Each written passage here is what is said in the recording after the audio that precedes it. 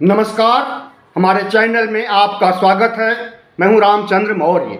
साथियों, 2 अक्टूबर को बिहार सरकार ने जैसे ही ओबीसी जनगणना की रिपोर्ट जारी किया, वैसे ही बिहार के भूमिहारों, श्रीवास्तवों, ब्राह्मणों, बनियों और राजपूतों में हड़कंप मच गया और नीतीश सरकार को घेरने का काम किया।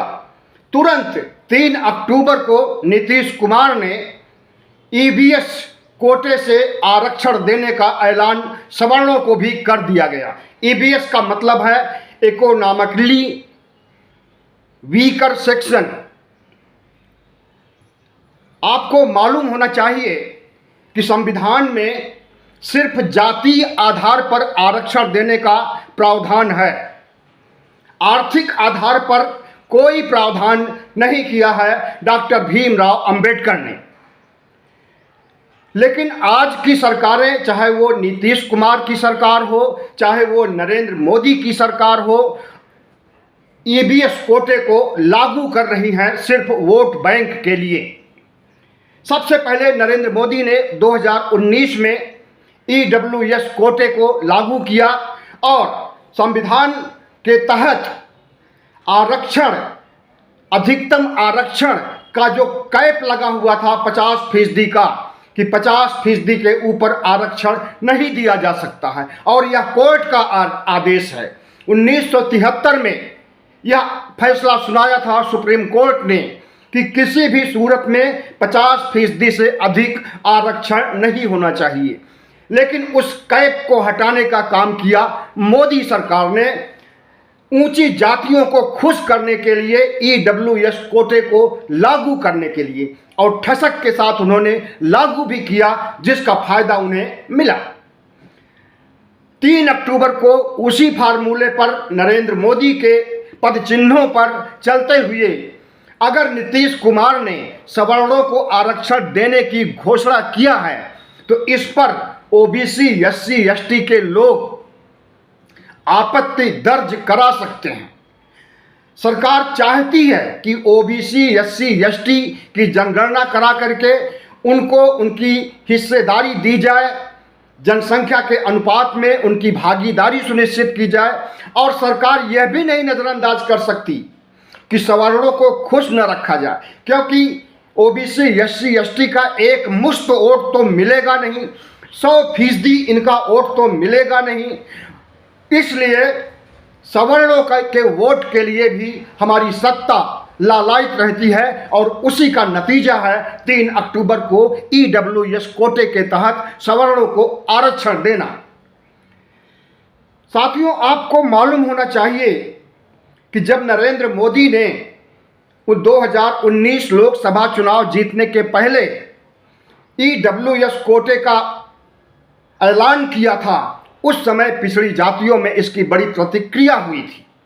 लेकिन किसी ने इस मामले को सुप्रीम कोर्ट या हाई कोर्ट में नहीं ले गया, क्योंकि सुप्रीम कोर्ट और हाई कोर्ट में अगर यह मामला जाता तो ईडब्ल्यूएस कोटा समाप्त किया जा सकता था, रद्द किया जा सकता था कोर्ट के फैसले के अनुसार, क्योंकि संविधान में सिर्फ जातीय आधार पर आरक्षण देने का प्रावधान है, आर्थिक आधार पर आरक्षण का कोई भी प्रावधान नहीं है। ईडब्ल्यूएस कोटा जाहिर है कि असंवैधानिक है, गैर कानूनी है। इस प्रक्रिया में कई दोष हैं।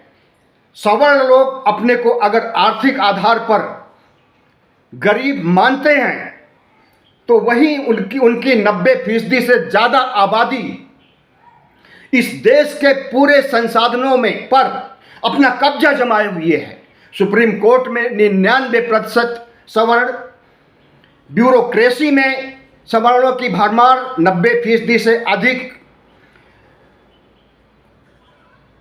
इसके अलावा सरकारी नौकरियों में आईपीएस, आईएएस, आईएफएस, तमाम सरकारी नौकरियों में भी 15% सवर्ण की भागीदारी 95 या 99% तक है।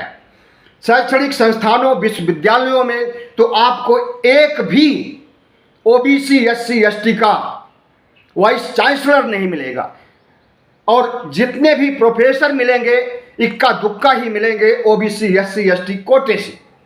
तो जाहिर है कि आरक्षण जो 27% ओबीसी को मिलना चाहिए था, उसके तहत कोई नियुक्तियां नहीं हुई है और बड़े पैमाने पर धांधली की गई है। जब से मोदी सरकार आई है और जब से डबल इंजन की सरकार बनी है, तब से ओबीसी एससी एसटी की हकमारी की जा रही है, उनके 27% आरक्षण को नहीं दिया जा रहा है। लेकिन यह अन्याय, यह अत्याचार ज़्यादा दिनों तक नहीं चलेगा।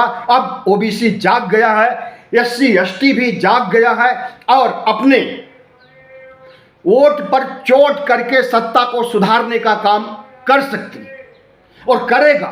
2024 में अगर सबसे बड़ा मुद्दा होगा तो वो ओबीसी जनगणना और ओबीसी को उसका अधिकार देने, उसका हक देने का फार्मूला ही काम करेगा और यही फार्मूला हिट होगा। अगर बिहार में 63% पिछड़ों की आबादी है तो पूरे भारत में भी 55 से 60% के भीतर आबादी होगी और कुल आबादी ओबीसी की राष्ट्रीय स्तर पर 60% से कम नहीं होगी। जनगणना होने पर पता चलेगा, ओबीसी जनगणना जब कराई जाएगी तब पता चलेगा। और वो ओबीसी जनगणना नरेंद्र मोदी तो करवाने वाले नहीं है। अगर राहुल गांधी ने ऐलान किया है कि अगर हमारी सरकार का मतलब कि इंडिया सरकार, इंडिया गठबंधन की सरकार अगर बनेगी तो ओबीसी आरक्षण के लिए, ओबीसी को उनका हक देने के लिए, उनका अधिकार देने के लिए ओबीसी जनगणना पूरे देश में कराई जाएगी।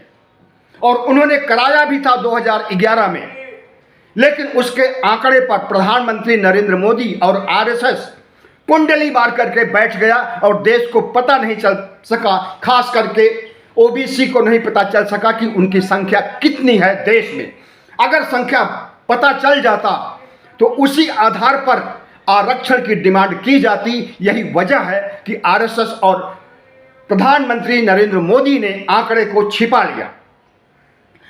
तो जाहिर है कि अगर आरक्षण को जातीय आधार पर नहीं किया जाएगा, अगर आरक्षण को लागू करने के लिए ओबीसी की भागीदारी नहीं सुनिश्चित की जाएगी और ओबीसी की जनगणना नहीं कराई जाएगी, तो मोदी सरकार की बुरी तरह से हार होने वाली है। उन्हें इस बात का अंदाजा नहीं होगा कि ओबीसी के वोट से उनकी जीत होती है। 2019 के चुनाव में 44% ओबीसी ने उनको वोट दिया था, जबकि उनका कुल वोट प्रतिशत 37% था। कुल वोट प्रतिशत 37% और उसमें अकेले ओबीसी की भागीदारी 44% थी। तो प्रधानमंत्री नरेंद्र मोदी को अच्छी तरह से पता है कि अगर अब ओबीसी समस्या को या ओबीसी के सवाल को नज़रअंदाज करेंगे और ओबीसी की हकमारी करेंगे तो उनकी खैर नहीं, आरएसएस की खैर नहीं। और 2024 में फिर से 2024 वाटरलू साबित होगा नरेंद्र मोदी के लिए। बहुत बहुत धन्यवाद। हमारे चैनल को सब्सक्राइब कीजिएगा, लाइक कीजिएगा और शेयर कीजिएगा।